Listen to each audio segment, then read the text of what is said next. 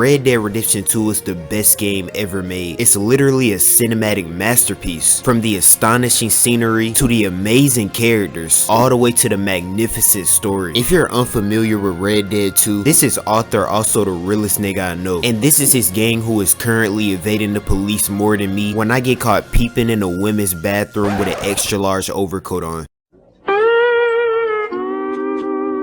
It starts with me and Uncle taking these 3 women to Valentine, and I would advise they do everything that I say, cause we currently in the age of slap a hoe, and it's clear if I don't do it, someone else will. Here, buddy, I pay. They pay to hit him, you goddamn animal.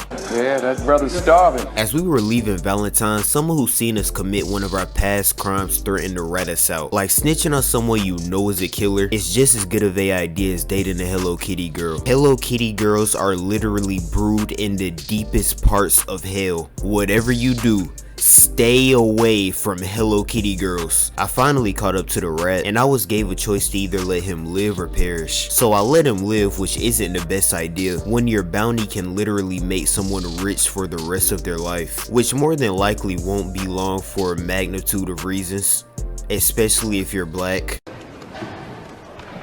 Okay. I went back to Valentine to return this guy's horse, and while I was there I went to the bar to link up with Charles and Javier, where they was talking to these 2 women who look like they would make great prostitutes. What did you expect me to say? A teacher? A nurse? I didn't know I was talking to a lady. I guess I was wrong too, and instead of a prostitute they would make great niggas. When our friend Bill came into the bar, he started a bar fight, which kinda reminded me of my first fight, except some may argue that it was barely a fight. Instead, some may say it was just an unfriendly scuffle. So I was pretty young going to wrestling practice, and while we would wait for our ride to go home, we would play tag. And during practice, there was one nigga I was pinning like my name was Diddy. So while we was playing tag, instead of tagging me, this nigga bit me like an unexperienced college girl. So I got up and tackled this nigga, and I was finna beat him like my chicken on a lonely Friday night. No Diddy. And before we could even fight, my cousin pulled me off of it. And I learned something that day. It be your own people. If somebody that big threw me out a window, he would've got shot without hesitation. Kinda like a white cop shooting a black individual that did absolutely nothing. As I was leaving Valentine, I ran into this mess my girlfriend made. It must be that time of the month. But after searching and seeing more, it turns out this was actually done by a serial killer. Serial killer, girlfriend, tomato. Although it seems like we need to solve a mystery. But I'll save that for like part 2 or part 3. I'm not doing that shit now.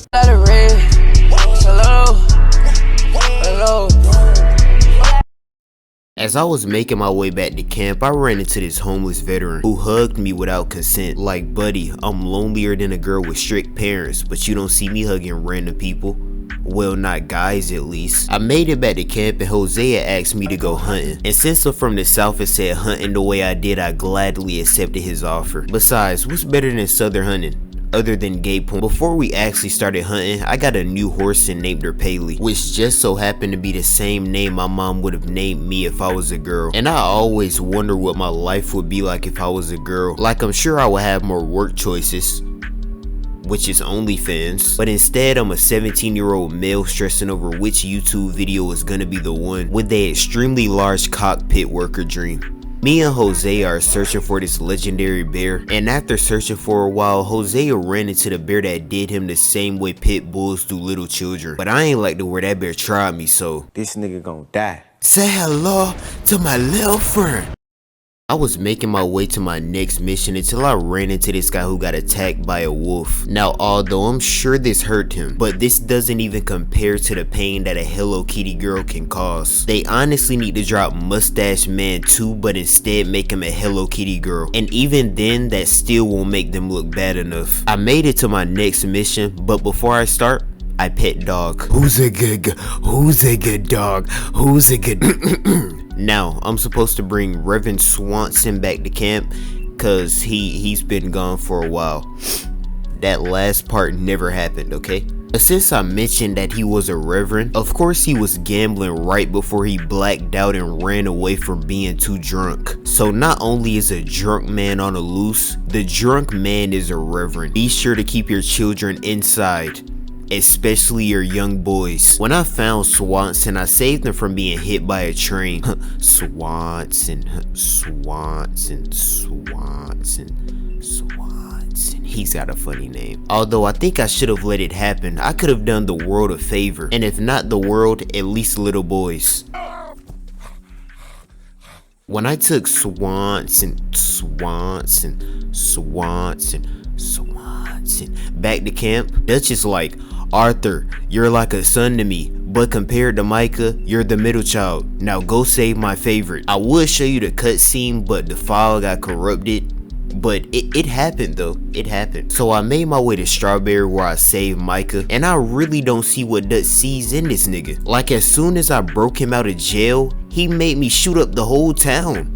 What did they do to me? Like bro honestly tying with Green Goblin for the biggest crash out. And if you can't tell he's a manipulator, I honestly think you need a Hello Kitty girl in your life. Bye now. Shut up, bitch. What does he see in that nigga? After returning back to camp, I noticed I got a letter from my ex, and it basically said, yo step bro, I'm home alone, come over. No, I'm serious, it literally said that. I just can't show you because the footage got corrupted. I made it to my ex Mary house, and I ain't gonna lie, she bad. I need your help. Of course you need something. They always need something. Since Mary's brother Jamie joined the quote-unquote strange religion, she wanted me to go save him. And calling someone's religion strange is pretty insensitive. Well, pastors sin every day, so I guess it's not. But this one is weird though. They literally worship turtles. Like you have so many better worship options like dogs, money, and massive asses. Especially men. So I choked out the leader of this group since he's an idiot, and since Jamie got spooked, I had to chase him on horseback until I caught up to him so I could talk some sense into him. Turtles? Really, little twin? I took Jamie back to Valentine so him and Mary could leave. I won't lie, she played me like a Call of Duty campaign or recruit. Oh, you'll never change. I know that. You sure you wanna do this, partner?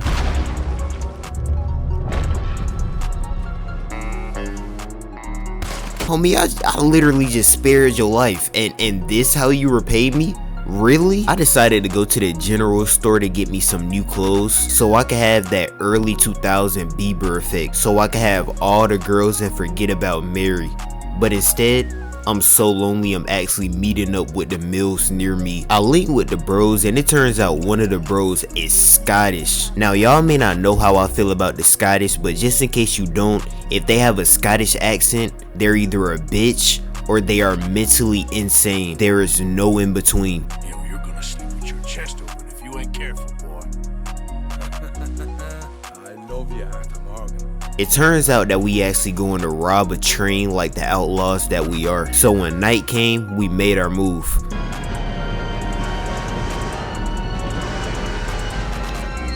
Aura. He didn't even have to do that.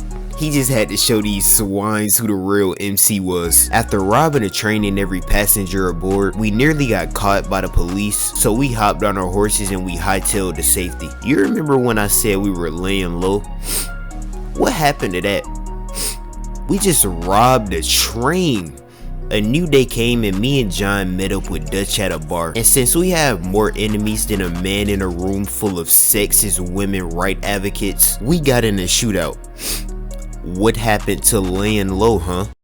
Now that we nearly killed every officer in Valentine, which wouldn't have happened if we were actually laying low, you know, we gotta find a new place to camp. You know I can see you, right? You're not as inconspicuous as you think. It turns out a group of men took this woman's husband. It's kind of hard to tell who the husband is in this situation, you know. So once we found him, we got in a shootout with the guys who took him, and we also found a great spot to camp in the process. I wonder how long laying low is gonna last at this camp. Probably as long as me, which isn't very long. But anyways, if you enjoyed, like, subscribe. I love you. Bye.